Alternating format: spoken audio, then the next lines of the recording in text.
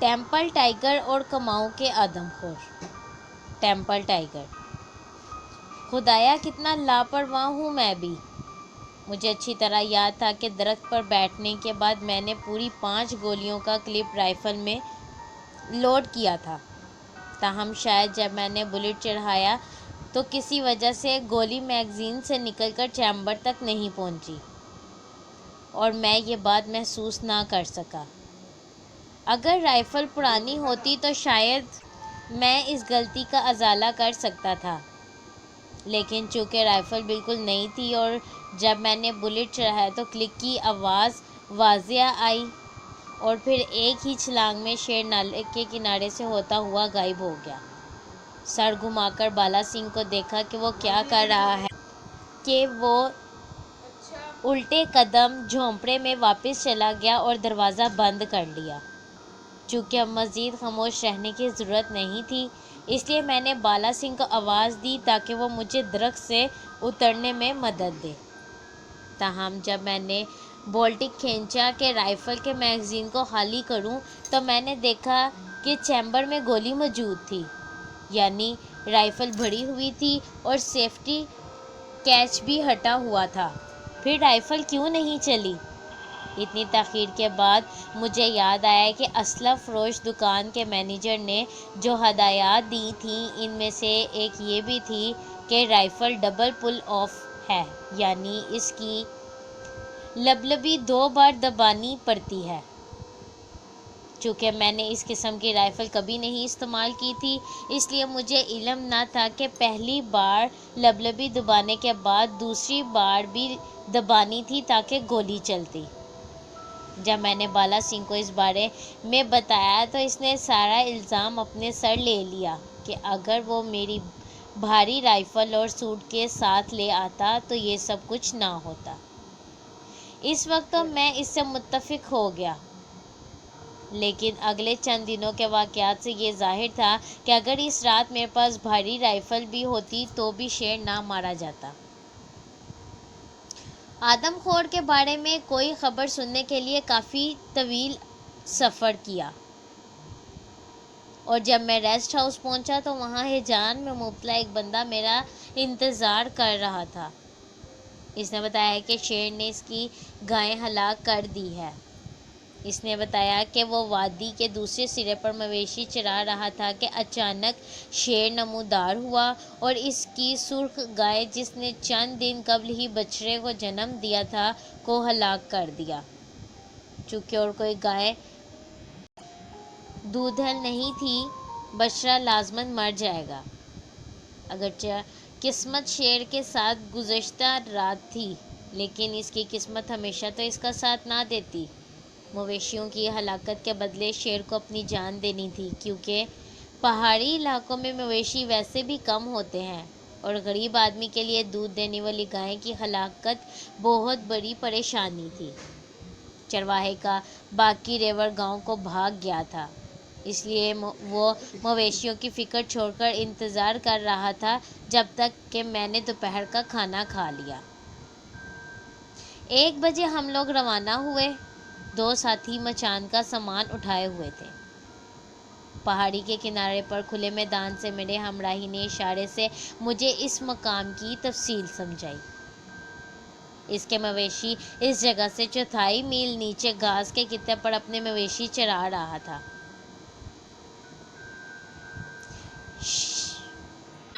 شیر وادی کی جانب سے آیا اور اس کی گائے کو ہلاک کر دیا۔ باقی ریوڑ بھاگتا ہوا پہاڑی پر چڑھا اور دوسری جانب اپنے گاؤں کو نکل گیا۔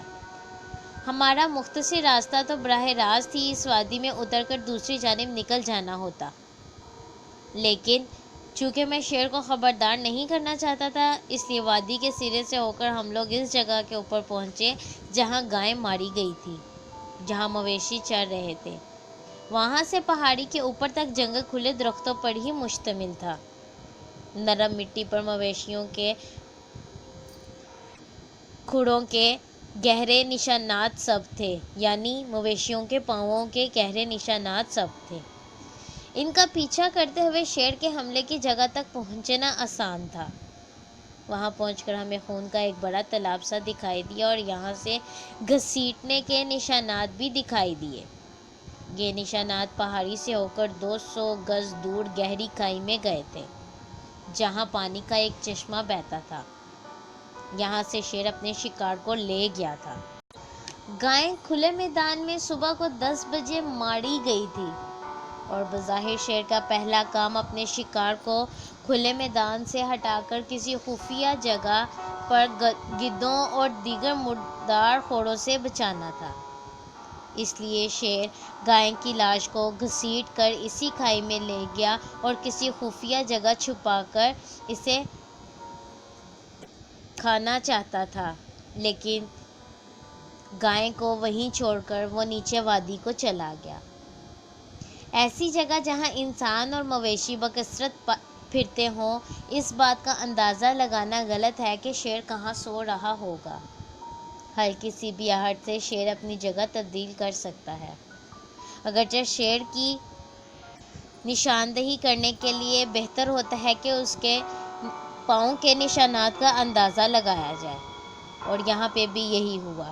شیر کے پک کھائی کے نیچے کی طرف جا رہے تھے، لیکن میں نے اپنے ہمراہیوں کے ساتھ مخالف سمت انتہائی احتیاط سے گھسیٹنے کے نشانات کا تعاقب جاری رکھا۔ پہاڑی کے کنارے سے 200 گز نیچے جہاں سے ہو کر ہم آئے تھے، بارش کے پانی سے زمین کو کاٹ کر ایک بڑا سا سوراخ بنا دیا گیا تھا۔ یہاں سے کھائی شروع ہو رہی تھی۔ یہ سوراخ بہت سال پہلے بنا تھا، اور اب یہاں 10-12 فٹ اونچے مختلف درخت اگ آئے تھے۔ انہی درختوں کے نیچے اور 15 فٹ کی گہرائی پر چھوٹا سا کھلا خطہ تھا، جہاں شیر نے گائے کو چھپا دیا تھا۔ گائے کے مالک نے آنسو بھری آنکھوں سے بتایا کہ یہ گائے اس نے خود پالی تھی اور اس کی پسندیدہ گائے تھی۔ میں محض افسوس کا ہی اظہار کر سکتا تھا۔ گائے کی لاش کو شیر نے ابھی کھانا نہیں شروع کیا تھا، اور بظاہر شیر نے اس لاش کو کسی دوسرے وقت کھانے کے لیے چھوڑ دیا تھا۔ اب بیٹھنے کے لیے جگہ کا انتخاب باقی رہ گیا تھا۔ کھائی کے دونوں جانب کئی بڑے درخت تھے، لیکن کسی بھی درخت سے لاش نہیں دکھائی دیتی تھی، اور نہ ہی ان پر چڑھنا ممکن تھا۔ لاش سے 30 گز نیچے اور بائیں جانب کھائی کے کنارے پر ایک چھوٹا سا لیکن مضبوط درخت اگا ہوا تھا۔ تنے سے اس کی شاخیں سیدھی نکلی ہوئی تھیں۔ زمین سے 6 فٹ کی بلندی، لاش سے 30 گز نیچے اور بائیں جانب کھائی کے درخت پر چڑھنا مشکل تو تھا، مگر ناممکن نہیں تھا۔ چونکہ اس شاخ کا فاصلہ زمین سے 6 فٹ تھا، اس لیے وہاں بیٹھنا میرے لیے مناسب تھا، اور اس کے نیچے پاؤں رکھنے کے لیے دوسری شاخ بھی موجود تھی۔ میرے ساتھیوں نے زمین کے اتنے قریب بیٹھنے پر شدید احتجاج کیا۔ چونکہ اور کوئی مناسب جگہ نہیں تھی، اس لیے درخت ہی میرے لیے سب سے مناسب راستہ تھا اس شیر کا شکار کرنے کے لیے۔ اپنے ساتھیوں کو میں نے کہا کہ وہ اس جھونپڑے کو چلے جائیں جہاں میں پچھلی شام کو تھا، اور کہا کہ جب تک میں انہیں آواز نہ دوں یا خود نہ آؤں، وہ اپنی جگہ نہ چھوڑیں۔ یہ جھونپڑا یہاں سے نصف میل دور تھا، اور اگرچہ وہاں سے میرے ساتھی مجھے نہیں دیکھ سکتے تھے، لیکن درخت کی شاخوں سے مجھے وہ جھونپڑا دکھائی دے رہا تھا۔ میرے ساتھی 4 بجے روانہ ہوئے، اور میں اپنے اندازے کے مطابق لمبے انتظار کے لیے تیار ہو گیا۔ وادی کا رخ مغرب کی جانب تھا، اور شیر سورج غروب ہونے سے کچھ ہی دیر پہلے آتا۔ میرے بائیں جانب شاخوں کے درمیان سے مجھے وادی تقریباً 50 گز تک دکھائی دے رہی تھی۔ یہ وادی 10 فٹ گہری اور 20 فٹ چوڑی تھی۔ میرے سامنے والی پہاڑی پر جگہ جگہ چٹانیں نکلی ہوئی تھیں، لیکن کوئی درخت نہیں تھا۔ بائیں جانب مجھے پہاڑی کی چوٹی تک صاف دکھائی دے رہا تھا، لیکن گھنے درختوں کی وجہ سے لاش میری نظروں سے اوجھل تھی۔ میرے پیچھے پہاڑی بانسوں کا جھنڈ تھا، جو میرے درخت تک پھیلا ہوا تھا۔ شیر نے برساتی پانی سے بنے سوراخ میں اپنا شکار چھپایا اور نیچے کو چلا گیا۔ مجھے پوری امید تھی شیر اسی راستے سے ہی واپس آئے گا، اس لیے میں نے اپنی پوری توجہ اسی طرف مرکوز کر دی۔ میرا ارادہ تھا کہ شیر جو ہی میرے سامنے آئے گا تو میں گولی چلا دوں گا۔ مجھے پورا یقین تھا کہ شیر کو اتنے کم فاصلے سے لازماً ہلاک کر دوں گا، اور اپنی تسلی کے لیے میں نے دوسری گولی چلانے کے لیے دوسرے گھوڑے کو بھی چڑھا دیا۔ جنگل میں سانبھر، ککڑ اور لنگور تھے۔ اس کے علاوہ فیزنٹ، کوے، بلبل اور دیگر پرندے بھی بے شمار تھے۔ یہ سارے پرندے اور جانور شیر وغیرہ کو دیکھتے ہی خوب شور مچاتے ہیں۔ مجھے یقین تھا کہ شیر کی آمد کے بارے مجھے کافی پہلے پتہ چل جائے گا، تاہم یہ ان تمام اندازوں کی طرح غلط میرا اندازہ نکلا جو اس سے پہلے میں لگا چکا تھا۔ کسی بھی پرندے یا چرند کی آواز کے بغیر اچانک شیر لاش پر پہنچ گیا۔ کھائی سے شاید پانی پینے کے بعد واپسی پر شیر نے پہاڑی بانسوں کے جھنڈ سے کترا کر گزرنے کا فیصلہ کیا، جس کی وجہ سے وہ میری نظروں میں آئے بنا لاش پر پہنچ گیا۔ تاہم مجھے اس سے کوئی پریشانی نہیں ہوئی، کیونکہ دن کی روشنی میں شیر اپنے شکار کردہ جانور پر آتے وقت کافی محتاط ہوتے ہیں۔